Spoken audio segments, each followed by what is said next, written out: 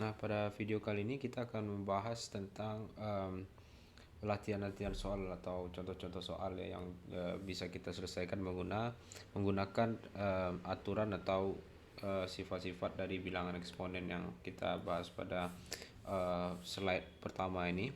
Selanjutnya pada kesempatan ini kita akan membahas tentang bagaimana menyelesaikan permasalahan atau exercise atau soal-soal yang diberikan pada contoh pada slide kedua ini. Yang pertama itu adalah X6 dikali dengan X pangkat minus 3. Nah, itu kan kriterianya adalah itu memenuhi sifat dari ini bilangan yang pertama, itu kan yang pertama ini A pangkat M, karena bilangannya sama kita bisa tulis di sini. Kemudian aturan yang kedua dari slide pertama, yaitu dari slide pertama itu aturan yang pertama ya, maaf. Aturan yang pertama, slide yang pertama, itu adalah A pangkat M kali A pangkat N sama dengan A pangkat M ditambah N. Nah, menggunakan sifat ini kita, karena X dengan X itu sama ya, X dengan X sama, sukunya sama, kemudian pangkatnya berbeda, maka untuk menyelesaikan ini kita cukup hanya menjumlahkan pangkatnya seperti itu. Maka X pangkat 6 dikali X pangkat minus 3, maaf ini nambah vektor, itu sama dengan X 6 ditambah minus 3. Nah, ditambah dengan minus itu hasilnya adalah minus X kurang 3 sama dengan X pangkat 3. Atau bisa juga kita selesaikan dengan aturan bilangan eksponen yang kelima ya, yang kelima yang ini, maaf, yang ini, yang kedua maksudnya. Yang kedua yaitu adalah A pangkat M A pangkat N sama dengan AM kurang N. Nah, yang ini bisa juga kita ubah dalam bentuk X pangkat 6 X pangkat minus 3 itu kan sama dengan X super X pangkat 3, atau sama juga dengan X pangkat 6 X per X pangkat 3.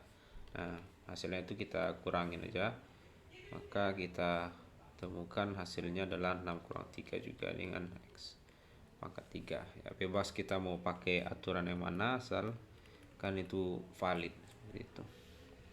Kemudian selesai ya, itu jawabannya adalah X pangkat 3. Kemudian lanjut ke yang kedua, itu kita simplifikasi lagi. Soal yang nomor 2 ini yaitu adalah X pangkat minus 1 Y pangkat 2. Nah, X pangkat minus 1 itu dapat kita tulis, kita ingin di bilangan pembilangnya itu semuanya pangkat positif, dan penyebutnya itu di bawah sebetulnya, di tempat bawah itu bilangan yang pangkatnya negatif itu di bagian penyebutnya, di bagian bawah dari pernya seperti itu. Yang pertama adalah kita buat dulu X minus 1 itu kan sama dengan 1 per X. Kemudian X ini kan X 1 per Z X pangkat minus 3. Maka untuk membuatnya positif adalah dengan membalikkan ini, jadikan menginversekan namanya. Kita mungkin akan membahas inverse juga.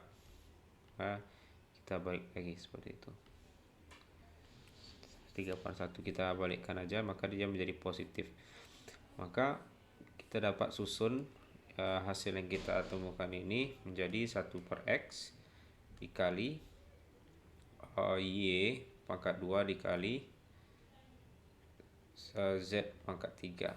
Maka kita dapat tulis sebagai Z pangkat 2 dikali Z pangkat 3 per X, seperti itu. Maka hasilnya kita temukan seperti ini. Nah, untuk soal yang nomor 3 itu agak panjang, tidak panjang, kita bisa menggunakan sifat yang ini, yang 4 atau yang ke-5 seperti itu. keempat, yang kelima ya. Nah ini X pangkat minus 2. X pangkat minus 2 itu kan, itu dengan dia pangkat 3 pangkatkan dengan 4. Nah kita langsung aja dikalikan dengan ke dalam seperti itu. Maka kita temukan X minus 2 dikali 4 dikali Y kali 3 pangkat kali 4 gitu kan, ini pangkatnya dikalikan. Maka kita temukan X pangkat minus 8 dan Y pangkat 12. Nah kita juga ingin menempatkan ini sebagai bilangan X ini sebagai pangkat yang positif, maka bisa juga kita tulis dengan 1/X pangkat 8 dikali Y pangkat 12, atau pada kesimpulannya bisa kita tulis sebagai berikut ini, Y pangkat 12/X pangkat 8, seperti itu ya.